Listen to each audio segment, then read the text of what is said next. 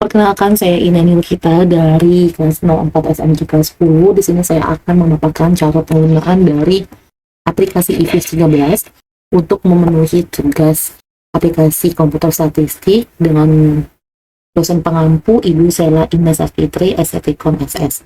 Kita langsung mulai saja. Kita buka untuk IFIS-nya. Di sini saya sudah buka. Nanti akan tampilnya seperti ini. Di sini saya akan menguji asumsi klasik dan menjelaskan regresi linear berganda. Langsung saja kita mulai. Tinggal klik file, kemudian klik import from file. Di sini akan masukin data kalian. Di sini saya sudah menyiapkan data dari PT Wika dari tahun 2014 hingga tahun 2019. Oke, tinggal klik finish, kemudian klik yes. Di sini muncul data penelitiannya. Kalian harus mencari variabel dependen dan variabel independen, variabel Y ataupun variabel X1 ataupun seterusnya. Di sini karena variabel dari dependennya itu PBV, kita klik terlebih dahulu. Sambil kalian klik, kalian bisa pencet CTRL, kemudian kalian klik bagian LPDB sebagai X1 dan X2-nya di bagian RS. Kemudian kalian bisa klik bagian kanan, kemudian klik open dan as equation kalian klik. Di sini muncul equation estimation. Untuk bagian C atau konstantanya kalian hapus, kemudian kalian pindahkan di samping variabel dependen Y atau PBV. Kemudian tinggal kalian ketik OK. Nah, di sini muncul data dari regresi linear berganda. Sebelum ke sini, kita skip dulu data ini karena kita mau coba uji asumsi klasik yang terdiri dari 4 uji. Yang pertama, kita langsung aja masuk ke bagian view. Dari sini, kemudian masuk ke residual diagnosis, kemudian masuk ke uji normalitas. Nah, di sini sudah muncul ya di bagian diagram sini.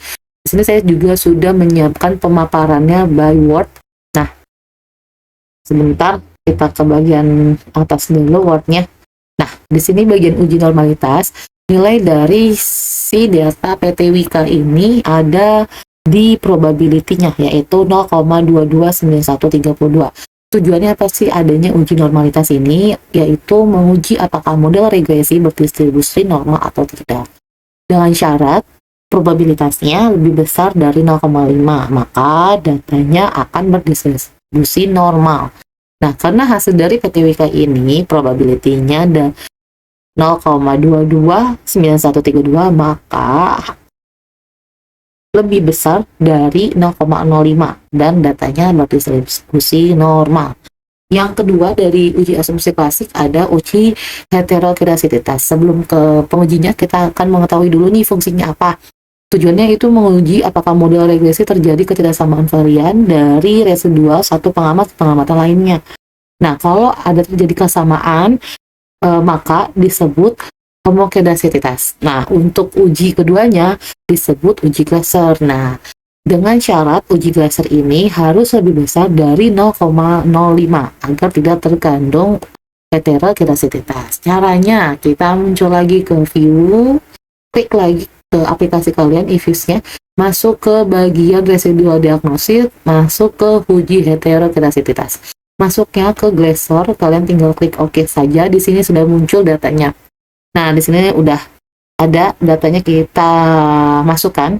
Kalian ambil di bagian sini, OBS R square, tapi ngambilnya di probability C square 2, yang bagian kedua nih, yang 0,6249.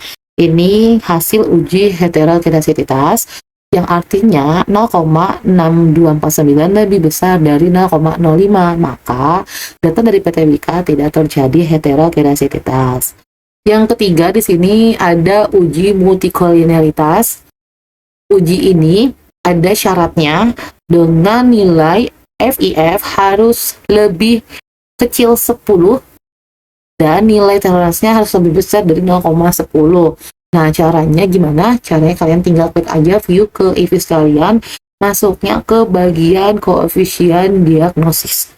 Nah, di sini kalian pilih variance inflation factor. Nah, muncul di bagian center FIF ini, nih yang ini udah saya kotakin. Nah, hasilnya kan 1,075. Nah, dengan syarat nilai toleransinya itu harus lebih besar dari 0,10 dengan cara 1 dibagi nilai FIF-nya. Udah saya jabarin ya.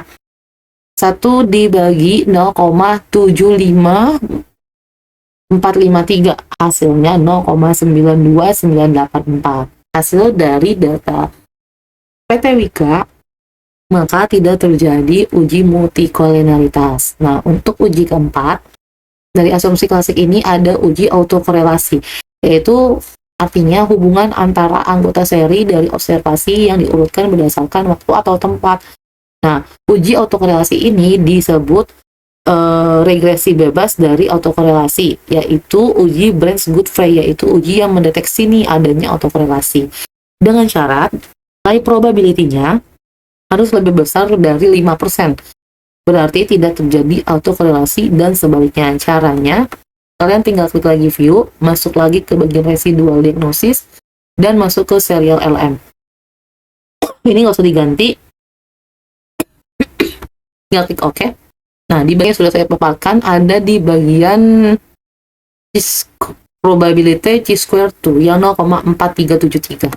Nah, hasilnya tadi sesuai ya, jika nilai probabilitasnya lebih dari 0,05 atau 5%, maka tidak terjadi autokorelasi. Di sini ada data dari uji regresi linear berganda.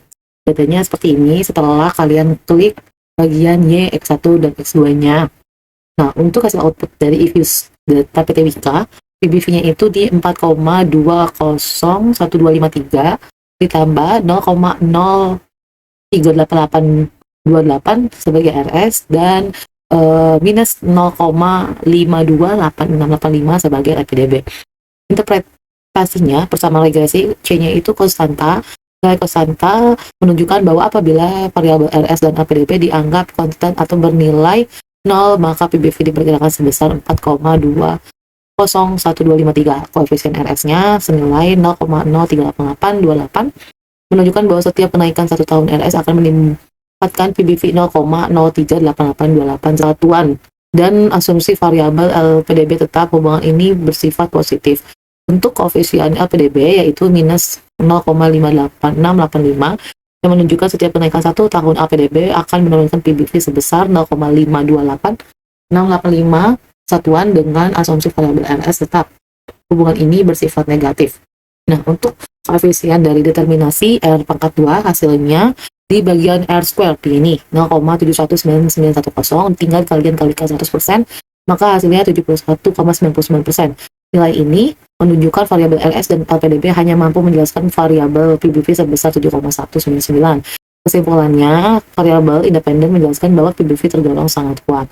Nah, untuk selanjutnya ada UJT atau parsial. Pengaruh RS terhadap PBV, RS X1 terhadap Y. Karena ini hasil dari PT Wika, bagian T statistiknya di bagian RS-nya senilai probability-nya 0,0000, dia lebih kecil nih dari 0,05, sehingga HO ditolak dan H1 diterima. Kesimpulannya, RS berpengaruh signifikan terhadap PBV. Nah, yang kedua ada pengaruh LPDB terhadap PBV. Hasilnya di bagian, ini salah kebalik ya, di bagian LPDB, ini bukan LS, kita lihat dulu, LPDB senilai minus 2,2730, probability-nya di 0,0336, yang artinya lebih kecil dari 0,05, H0 ditolak, H1 diterima. Yaitu kesimpulannya LPBD berpengaruh terhadap signifikan PBV. Nah, kemudian ada UJF atau simultan. Nah, hasilnya yang bagian V statistik yang 26 dan probability-nya yang 0,00002. Karena dia lebih kecil dari 0,5, maka HO ditolak, H1 diterima. Dan kesimpulannya LS dan LPBD berpengaruh signifikan terhadap PBV. Sekian dari presentasi dan analisa IFUS. Terima kasih.